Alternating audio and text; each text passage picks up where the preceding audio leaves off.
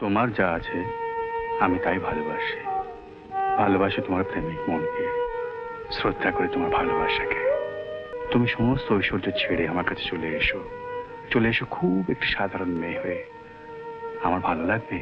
কথা দিয়েই যদিও আমাকে এই পরিচয় ভোলাতে পেরে থাকে, তবে কথা দিয়েই ও আমার ভবিষ্যৎকেও ভুলিয়ে রাখতে পারে। শুধু কথাতেই তার জীবন চলবে না, তা নিয়ে আমার চিন্তা করার কোনো প্রয়োজন নেই। তুই এমনি করে আমাকে কাঁদিয়ে যাবি না, তুই যাবি না, তুই কখনো সুখী হবি না, তুই কখনো সুখী হবি না। অনু, আমি সত্যি খুব দুঃখিত, কিন্তু তুই আমাকে ভুল বুঝিস না। তোমার সাংসারিক জ্ঞান কম দাদা, আমি সেই জন্যই তোমায় দূরে দূরে রাখতে চাই। আমি নিজেই বুঝতেই পারছি না ব্যাপারটা কতদূর গড়িয়েছে। আজই একটা এর শেষ বোঝাপড়া করতে হবে।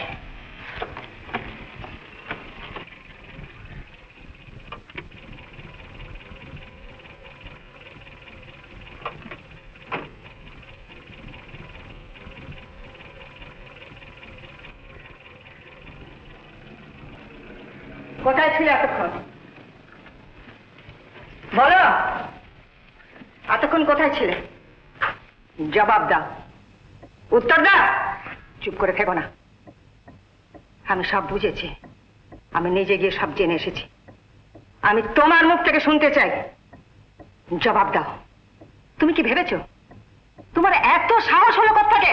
তুমি জবাব দিচ্ছ না, জবাব দাও। আমি নির্মলকে বিয়ে করব।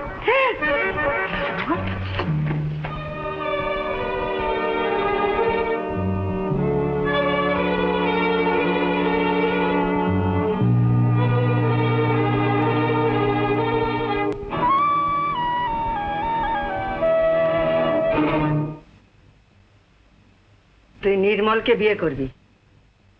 তুই বিয়ে করবি নির্মলকে? কিন্তু কি আছে ওর? কি নেই? মানুষের সমস্ত সদ্গুণ ওর মধ্যে আছে। ঐতিহ্য, ঐশ্বর্য, বংশমর্যাদা, এসব কিছু নয়, কিছুই নয়। কুল, শীল, মান। সত্যি করে কি আমরা এসব চাই? এসব চাই কোনো নেই।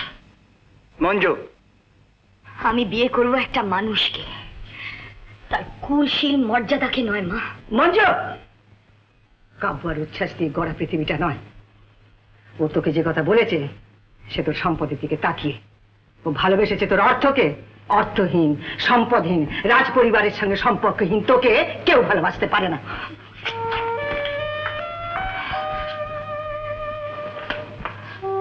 অর্থহীন, সম্পদহীন, রাজ পরিবারের সঙ্গে সম্পর্কহীন আর কোন বিভাব আছে আমার পুরুষকে জয় করবার? শিক্ষা, সৌন্দর্য,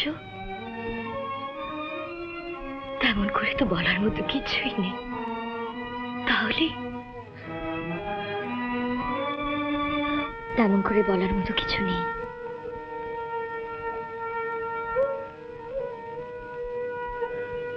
শোনো, তোমার যা আছে আমি তাই ভালোবাসি। ভালোবাসি তোমার প্রেমিক মনকে, শ্রদ্ধা করে তোমার ভালোবাসাকে। কিন্তু সবাই যে বলে বলো, ওদের বলতে দাও। তুমি সমস্ত ঐশ্বর্য ছেড়ে আমার কাছে চলে এসো, চলে এসো খুব একটি সাধারণ মেয়ে হয়ে। আমার ভালো লাগবে। আর তোমার মাকে জানিয়ে দিও যে তার সম্পত্তির উপরে আমার এক ফোঁটাও লোভ নেই। তাহলে তাহলে আজ থেকে 5 দিন পরে আসছে সপ্তাহ সোমবারে রাত্রি 8টার সময় হিন্দু মন্দিরে আমাদের বিয়ে হবে। আর বিয়েটা হবে একটি মেয়ের সঙ্গে একটি ছেলের। কোন রাজকন্যার বিয়ে নয়, সম্মানিত বোনের ভাইয়ের বিয়ে নয়। আর সেদিন তুমি আমার কাছে আসবে ঠিক এমনি নিঃশঙ্ক হয়ে, এমনি আবেগ চঞ্চল মন নিয়ে। আপাতত এটা রাখুন, যদি আরো টাকা করে কিছু লাগে পরে দেওয়া যাবে, তবে দেখবেন যাতে বিয়েটা ঠিক সুষ্ঠুভাবে হয়ে যায়, বুঝলেন না?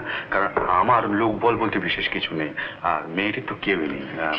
ঠিক আছে, আপনি কিচ্ছু ভাববেন না নির্মল বাবু, সমস্ত ব্যবস্থা ঠিক থাকবে। আমাদের সোসাইটির মেম্বাররা সব উপস্থিত থাকবেন, আর বিয়ে সব শাস্ত্র মতে হবে। তবে কি ওই সোমবার দিন লগ্নের মানে এই 8টা বেশ কিছু আগে আপনারা এসে সব উপস্থিত হবেন, তাহলেই সব ঠিক হয়ে যাবে। ছুটিতে যাওয়া হচ্ছে কোথায়? এই সাঁওতাল পরগনার মধ্যেই কোনো একটা জায়গায় যাবো। স্যার যাওয়ার আগে কিন্তু আমাকে অ্যাড্রেসটা দিয়ে যাবে। মানে যদি কোনো দরকার টরকার পড়ে এই জন্য।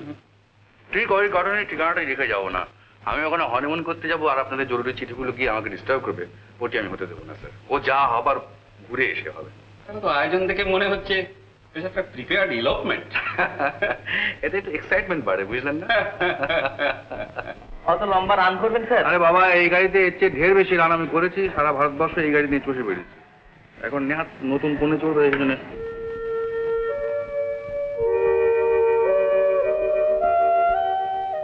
তুমি সমস্ত ঐশ্বর্য ত্যাগ করে আমার কাছে চলে এসো, খুব একটি সাধারণ মেয়ে হয়ে। আমার ভালো লাগবে। আর তোমার মাকে জানিয়ে দিও যে তাঁর সম্পত্তির উপরে আমার এক ফোঁটাও লোভ নেই।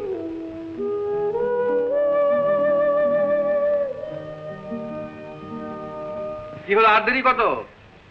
কাজ বাকি রয়ে গেছে, আর বার করতে হবে না, যাও। একটু কাজ বাকি আছে। আর ব্রেক দিতে হবে না। খবরটা শুনে করা যায়, তারপর মনে হলো যে আপনি একমাত্র লোক যে গেলে ব্যাপারটা সুরা হতে পারে। আচ্ছা শুনুন, আপনি ঠিক করে জানেন যে হিন্দু মন্দিরে বিয়েটা হচ্ছে? খবর তাই, আপনি দয়া করে দেরি করবেন না। আমি গাড়িটা বার করতে পারি? হ্যাঁ, আপনি তাই বলুন। আমি বরং একবার অনুরূপার সঙ্গে কথা বলে দেখি। তুমি কি সত্যি যাচ্ছ? হ্যাঁ। মঞ্জু, এভাবে না গেলেই হতো না?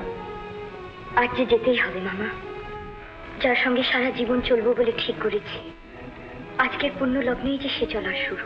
না, তুমি যেতে পারো না।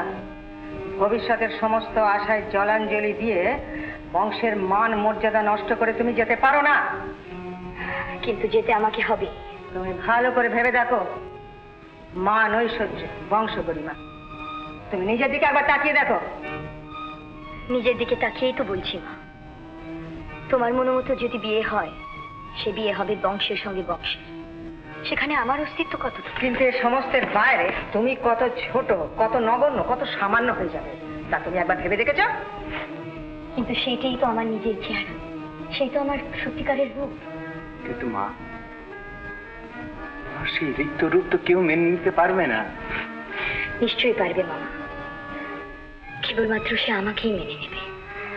জীবনের মূল্যবোধ আমার কাছে নতুন রূপে ধরা পড়েছে, আর যে আমার জীবনের মূল্যবোধ বাড়িয়ে দিয়েছে, তার ডাকে সাড়া না দিয়ে তো আমি পারবো না। ওরা তোমায় ভুল বুঝিয়েছে, ওরা কথার ব্যাপারী, শুধু কথাতেই ভুলিয়েছে।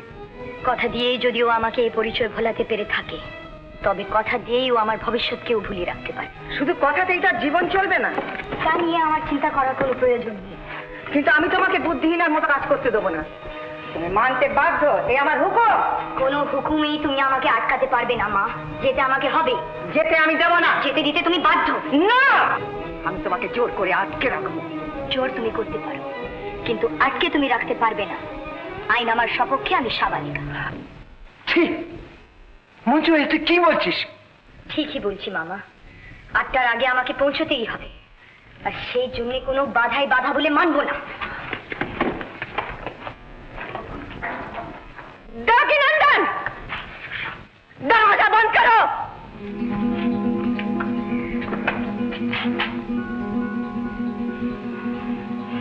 দরওয়াজা খোল দো।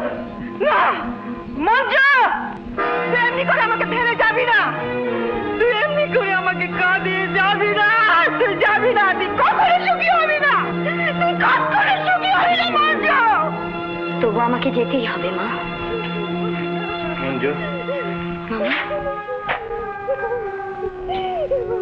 চল মা, এটুকু পথ আমি তোকে এগিয়ে দিচ্ছি। আর তুই কখনো সুখী হবি না। কখনো সুখী হবি না। উত্তম কুমারের সেরা সিনেমা দেখতে হলে ডাউনলোড করুন ক্লিক অ্যাপ।